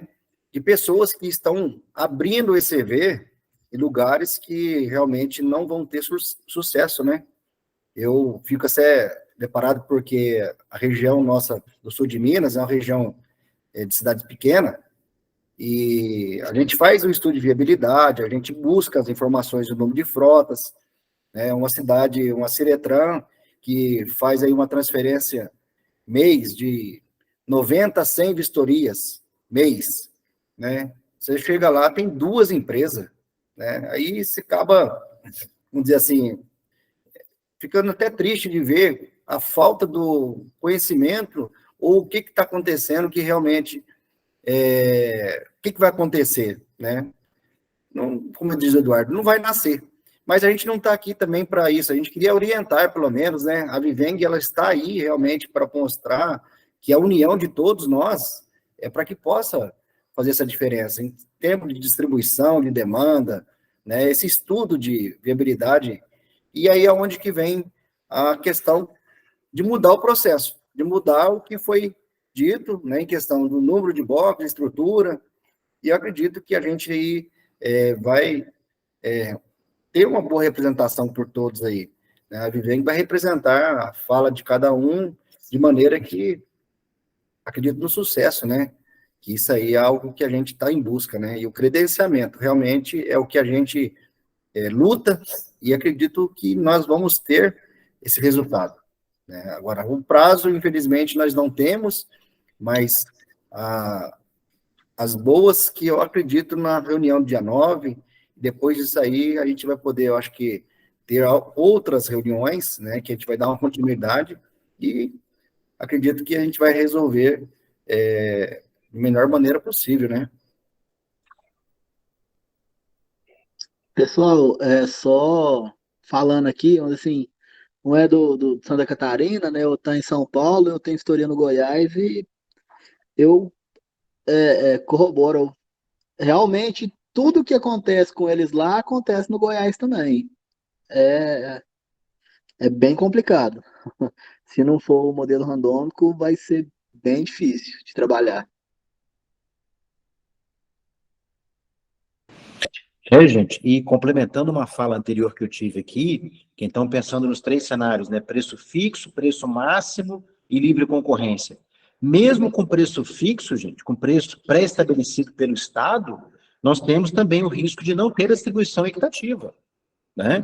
Ou seja, a vinculação obrigatória para que eu tenha distribuição equitativa randômica, eu tenho que ter preço fixo. Mas eu posso ter preço fixo e não ter distribuição equitativa, ou seja, o cidadão escolher aonde vai. Percebem que é um desafio a mais para a gente? Né? Então, não é apenas convencer a questão do preço fixo, é convencer o preço fixo mais a distribuição randômica e equitativa. Fabrício?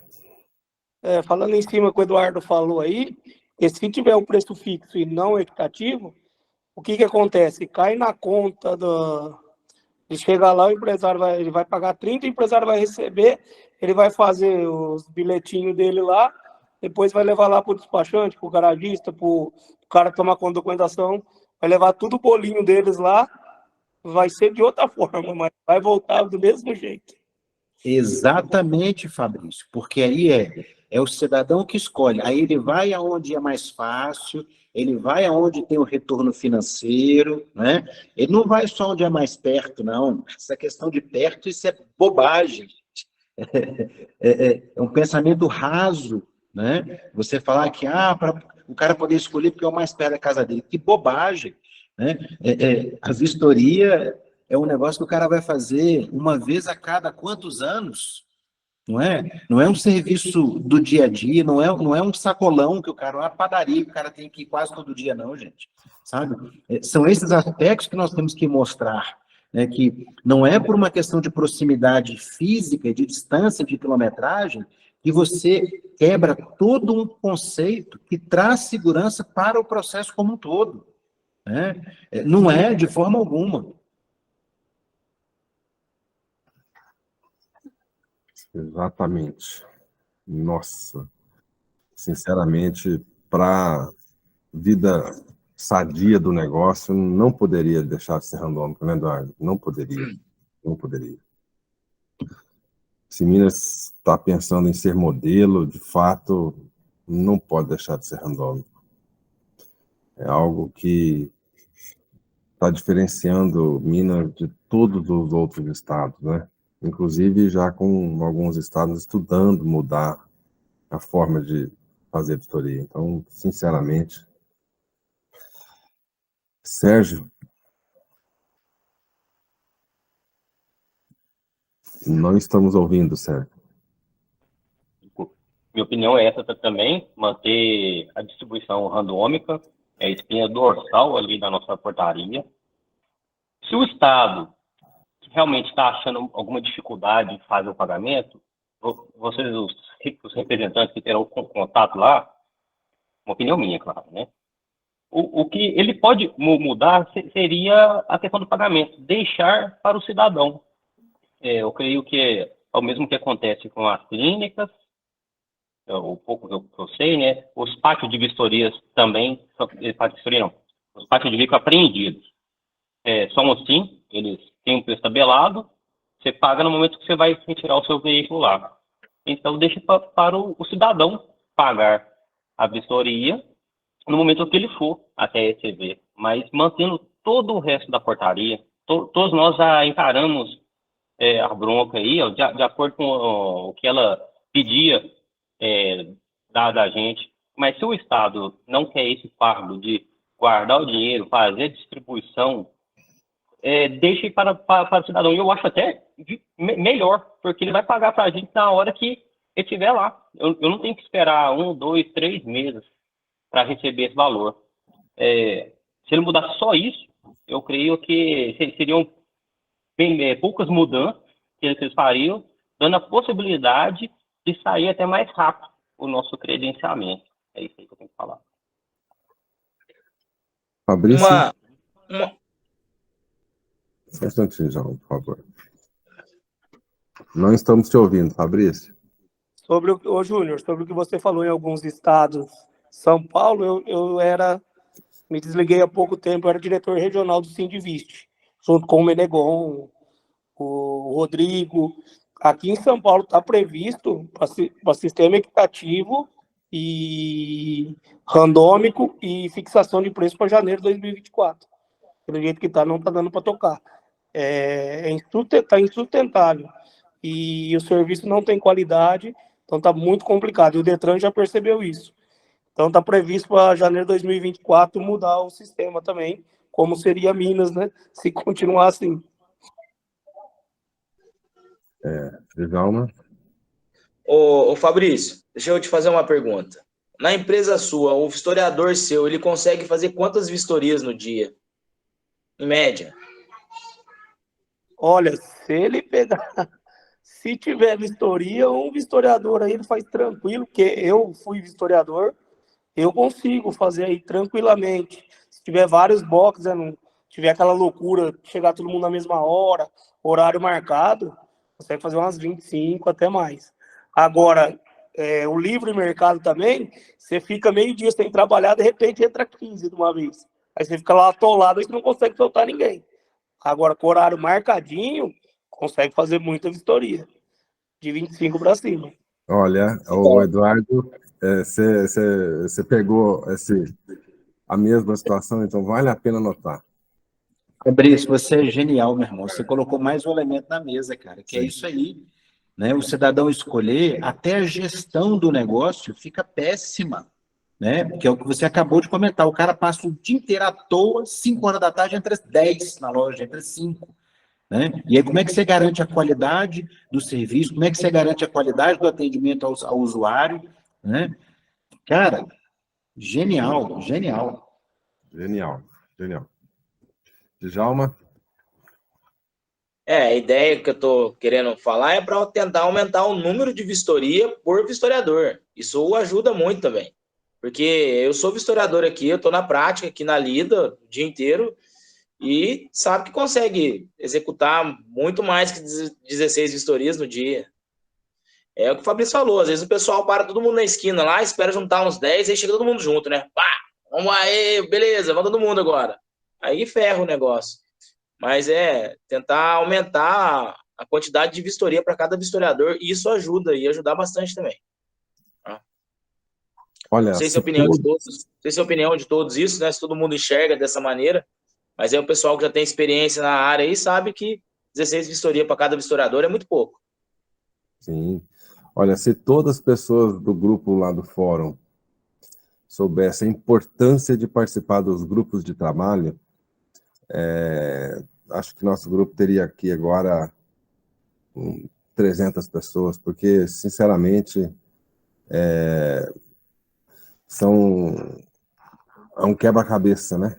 Pecinhas daqui, pecinhas de pensamento ali, nós vamos construir um estudo com certeza bacana. Eduardo? E, Júnior, complementando isso que você está dizendo, algumas pessoas vieram conversar comigo assim, mas eu sou uma pessoa simples, eu não conheço de leis, etc. Não é isso. Não é conhecer de leis, é ter vivência, é ter experiência de vida. Né? O que nós estamos compartilhando aqui é experiência de vida. Né? É as dores que cada um já sentiu, né? E é a partir da experiência de cada um que a gente, aqui juntos, consegue identificar na fala de determinada pessoa que aquilo ali tem uma contribuição relevante, que aquilo ali pode ser construído de certa forma. É isso que é o bacana. Né? Por isso que um ambiente plural como esse nosso é muito legal. Eu acho que se mais pessoas entendessem que não há rótulos, que não há títulos, né, que pode ser quem for, né, o mais simples que seja, independente de grau de escolaridade, de tempo de idade, de tempo de experiência que a pessoa tenha, todos têm a acrescentar, todos, sem exceção, né? Olha, eu já fiz isso muitas vezes na minha vida, e não teve nenhuma vez em que eu tenha saído de uma reunião, de um grupo de trabalho, em que eu não tenha aprendido algo. Eu sempre saio maior do que quando eu entrei. Eu sempre saio sabendo mais do que eu sabia quando eu entrei. Quando eu acho que eu estou compartilhando conhecimento, eu estou adquirindo conhecimento. Sabe? Isso é espetacular. É assim que a gente constrói, né, relações, inclusive sólidas, fortes, né? Olha a Ana Sandra aí, gente, que bacana. Prazer você aqui, Ana. Aí, ó, mais uma para o nosso time, gente. Boa noite, muito prazer estar aqui de volta. Semana passada eu participei, você não estava, viu, Eduardo? Mas hoje estamos aqui juntos. Então, eu queria, assim, na verdade, acho que tudo que eu penso, né, foi falado por vocês aí. A questão da angústia, a minha principal angústia, ela se deu a partir da fala mesmo do governador, e eu espero e anseio que seja por inexperiência, pelo fato dele não ter ainda, assim, a dimensão da questão do processo o processo equitativo, o processo randômico, porque isso aí vai quebrar a perna da gente, né? Não tem, assim, eu tenho convicção, sabe? Uma esperança mesmo no meu coração de que ele falou isso de forma, assim, não sei, espontânea, como ele é, uma pessoa espontânea, mas sem ter realmente dimensão de que isso é grave para nós, e que isso pode inviabilizar e pode, assim, acabar com o processo. E o Fabrício e todos vocês aí me fizeram lembrar, porque, na verdade, o serviço de vistoria é um serviço público, né? E nós vamos estar imbuídos, e o Estado vai estar imbuído, e já estamos, né, num processo público. E existe a famosa trindade dos princípios da administração pública. E o Fabrício, todos nós aqui falamos deles, né, que é a legalidade, né, porque nós todos estamos trabalhando em cima de uma portaria, em cima de algo que foi estabelecido. A administração pública é o que a lei determina. Então, todos nós pegamos a lei ali. Eu, por exemplo, não tenho experiência nenhuma. Toda hora eu estou atrás de Eduardo. Toda hora eu ligo para Eduardo. Eu encho até o saco dele. Porque eu não tenho experiência nenhuma. Então, mas é com base numa portaria. Tem ali, tem tal. Você vai lendo e vai ticando. Por quê? A administração pública é isso. Tem a impessoalidade, quer dizer, a impessoalidade, você não vai saber quem é o seu cliente. O sistema randômico permite isso, né? Nós não vamos saber quem é nosso cliente. Então, não há sim, uma transparência na prestação do serviço. Você vai prestar um serviço de qualidade para todo aquele que chegar ali, independentemente de quem seja. A moralidade não vai dar margem para a corrupção, né? A publicidade, houve uma publicação de uma portaria, nós temos elemento que foi trazido para nós já e nos dá de bandeja pelo Estado, né? E, por fim, Fabrício falou tudo, é eficiência, né? Se passar o processo da forma como está, Minas Gerais está de parabéns, vai prestar um serviço de qualidade, um serviço eficiente. Então, vamos estar cumprindo todos a trindade lá dos princípios da administração pública. Então, eu assim, quero agradecer muito, né, pela oportunidade de estar aqui, de estar participando, e parabenizar a todos, né, a Viveng aí pela iniciativa, parabenizar o Eduardo aí por estar fazendo esse link de nós aqui réis mortais que estamos iniciando uma atividade completamente inusitada, uma novidade e com tantas emoções, né?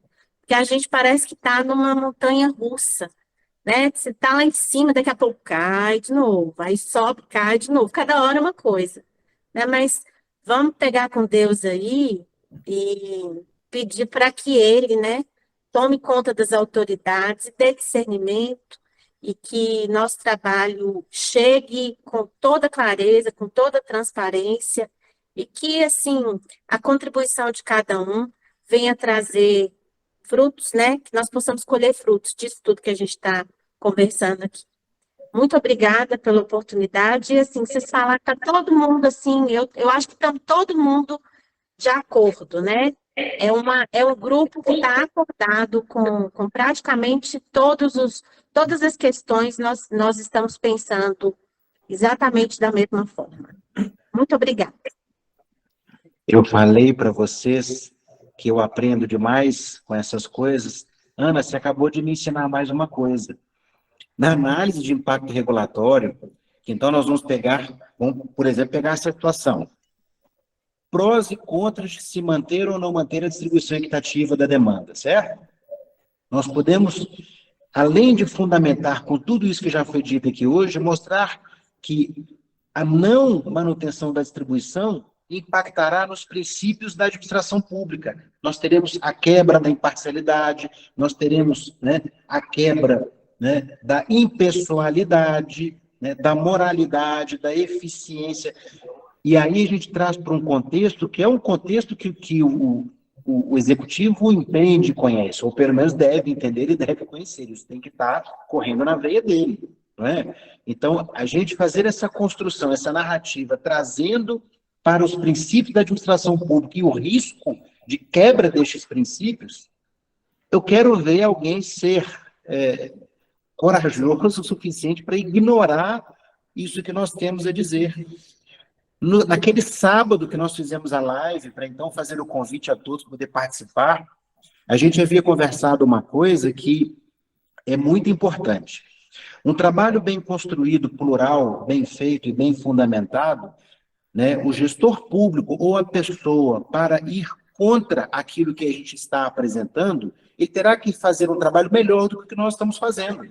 Ele terá que conhecer mais do que nós conhecemos. Né? E por quê? Porque nós estamos fazendo isso também com imparcialidade. Nós não estamos olhando só para o nosso umbigo.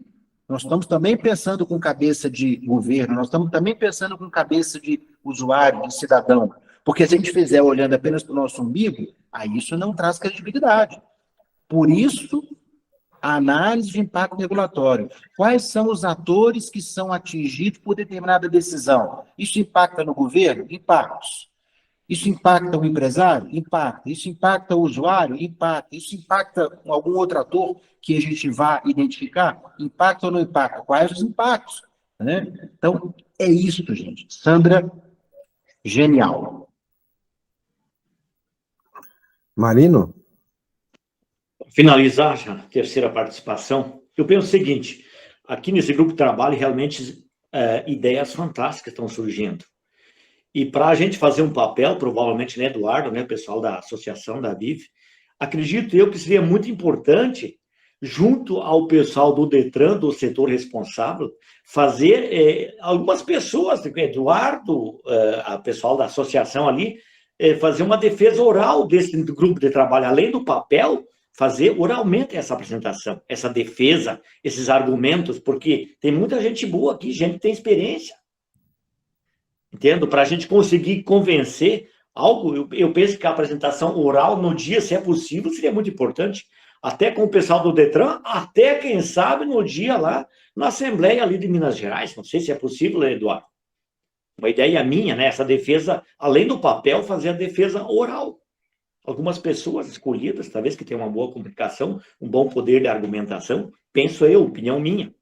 Não sei qual é a opinião dos colegas.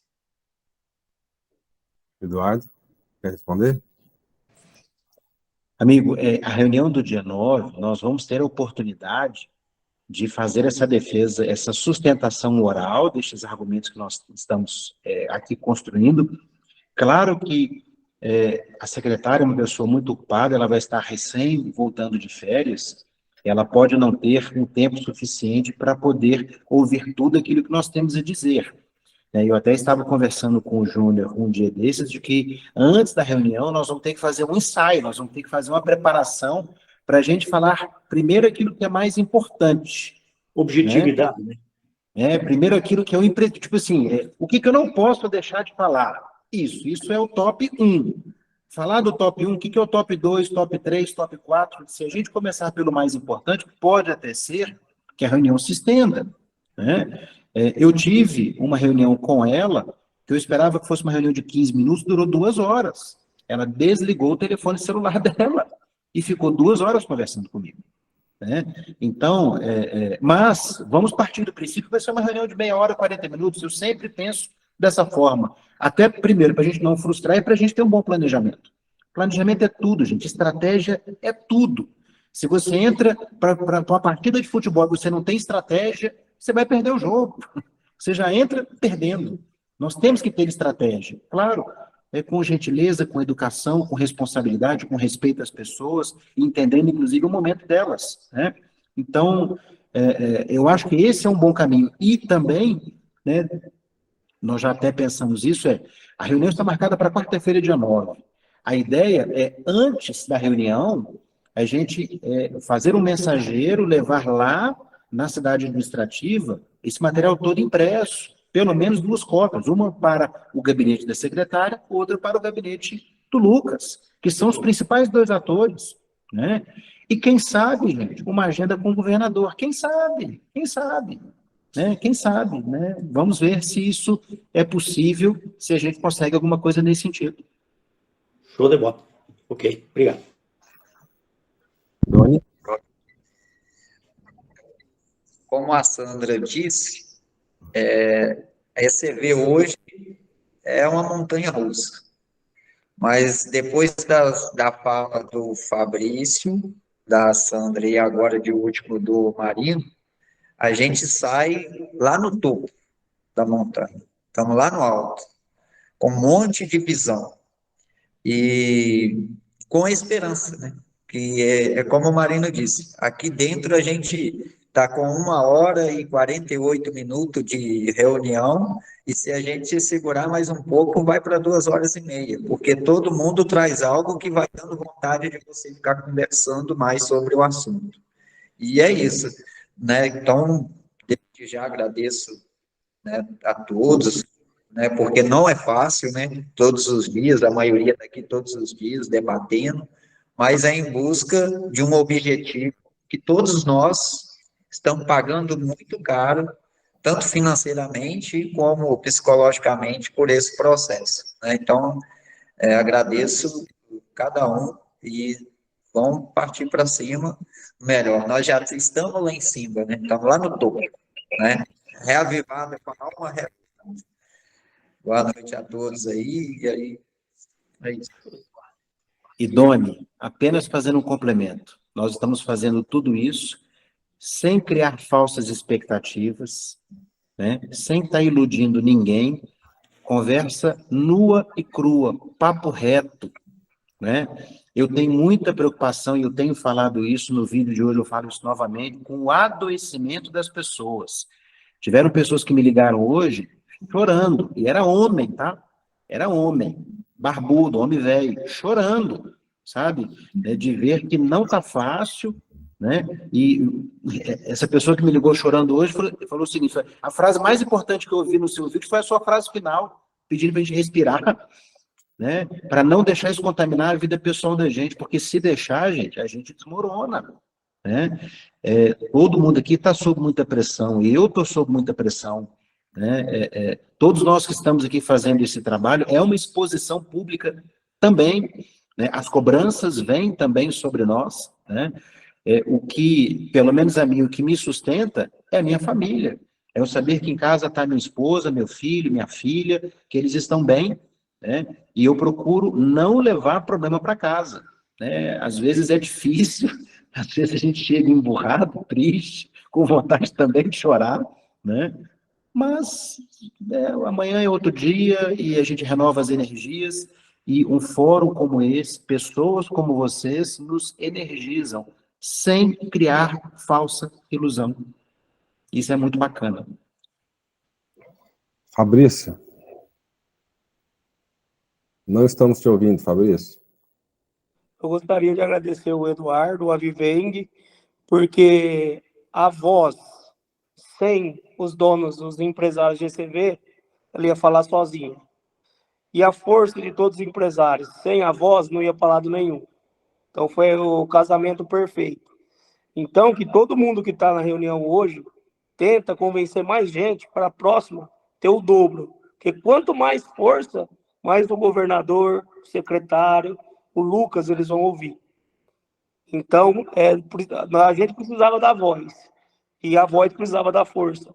Então, o casamento foi perfeito. Agora, a gente precisa de mais gente para ter mais convencimento. E deixo meus agradecimentos à iniciativa de todos vocês aí. Fabrício, vou pegar um gancho na sua fala. Hoje, mais uma vez, nós tivemos mais de 50 pessoas que entraram no grupo lá da Viveng. Eu acho que se cada um de nós fizer a multiplicação disso, mais pessoas virão a participar também. Nós estamos tendo o cuidado de todas as reuniões são gravadas e a gente está compartilhando isso para que qualquer pessoa, mesmo aquelas externas ao Fórum da Viveng, possam também assistir. Por quê? Porque nós não temos medo, não é segredo que nós estamos fazendo aqui. Nós não estamos fazendo aqui nada contra ninguém, nós estamos fazendo algo a favor de todos. Nem todos podem concordar com aquilo que nós estamos aqui tratando. E é uma pena, porque aqueles que não concordam poderiam também trazer o contraponto.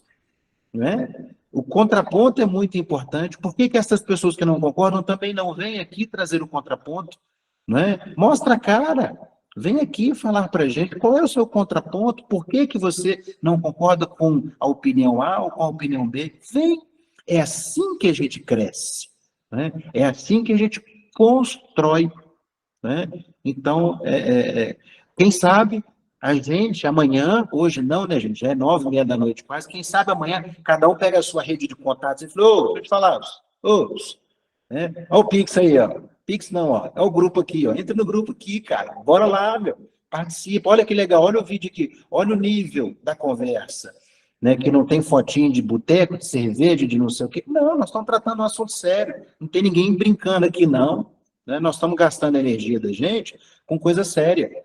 Uma coisa que tem me deixado muito feliz, gente, os grupos do WhatsApp, da Viveng, dos grupos de trabalho estão abertos para todo mundo poder comentar. Tem grupo que tem 80 pessoas. Ninguém fica postando bobagem. Ninguém fica de conversinha fiada. As pessoas, quando se manifestam em relação àquilo que é objeto de discussão nossa aqui. Isso é respeito com as pessoas que estão aqui. Isso é consideração. Então, isso é muito legal. Já falei demais, hein? Chega.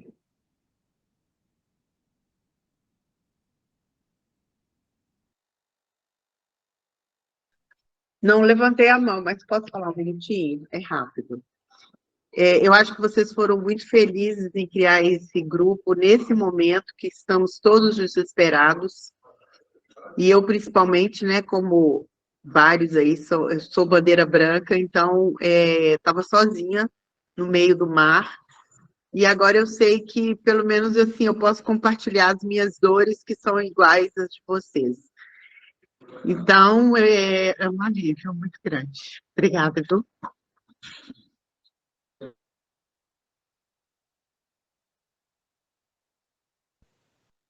Júnior, o som está desligado.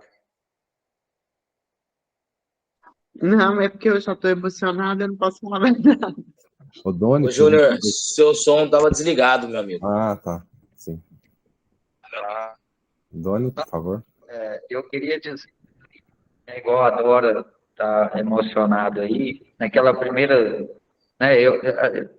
o Zeca, a gente já tinha falado sobre, até com você, de ativar, voltar a trabalhar, fazer o movimento na Viveng. Mas quando você ligou naquele dia com o propósito de fazer isso, ouvir as pessoas. Eu acho que a gente não tinha proporção de ver uma situação, de ver igual a Dó está aí agora emocionado, cara. Sem palavras, tá? Porque nenhum de nós, né, esperávamos que ia chegarmos num momento como esse, né? Para dar as mãos a essas pessoas, todos. E eles também nos dar as mãos, porque nós também estamos no mesmo barco. Né? Nós trabalhamos, nós fazemos vistoria cautelar, mas e o pensamento, contas para pagar, enfim. E aí hoje nós todos estamos abraçados aí no mesmo barco, em prol da vitória. E eu não me resta outra palavra a não ser vitória. E nós vamos vencer, vocês podem ter certeza disso. Nós vamos vencer. Tá ok? Zeca, para nós encerrarmos. Eu também gostaria de agradecer a presença de todos hoje, no grupo de trabalho. Eu sei que todos estão muito aflitos, né? A emoção da Dora. E, assim, a Viveng, ela quer trazer a todos uma credibilidade. E essa credibilidade vai vir de todos que estão participando. Hoje chegou a 39 participantes desse grupo de trabalho. O fórum está todo dia aumentando. E convido a todos que participem, né? Tragam a sua voz, tragam a sua aflição, a sua angústia, para que todos possam ouvir e que a gente possa representar vocês. Muito obrigado. Marcelo? Não, só também para agradecer aí por estar participando do grupo. Eu que estou entrando nesse mercado agora, está sendo um aprendizado muito grande, bacana aí com vocês, a opinião de cada um, conhecimento. Então, pode ter certeza que eu, pelo menos, vou replicar isso para o pessoal poder participar também, que eu acho que é importante para todo mundo, para quando for começar os negócios. Tá certo. Eu gostaria de pedir para vocês, sigam a Viveng no Instagram, deve estar o link na descrição do grupo. E estou emocionado também, a emoção da Dora foi contagiante, não tem jeito, né, Eduardo? A gente vê a angústia das pessoas, nós estamos angustiados, nós estamos, assim, não vamos dizer desesperados, mas nós estamos bem chateados com a situação. Mas não adianta a gente querer vender pedra na Lua, casa em Marte, não, a realidade é essa. Trabalho bem feito, um empenho de todos, transparência, acho que nós vamos chegar lá, certo? No mais, eu queria agradecer a presença de todos e até amanhã, para os que vão participar com a gente. Boa noite a todos, certo? Fiquem com Deus.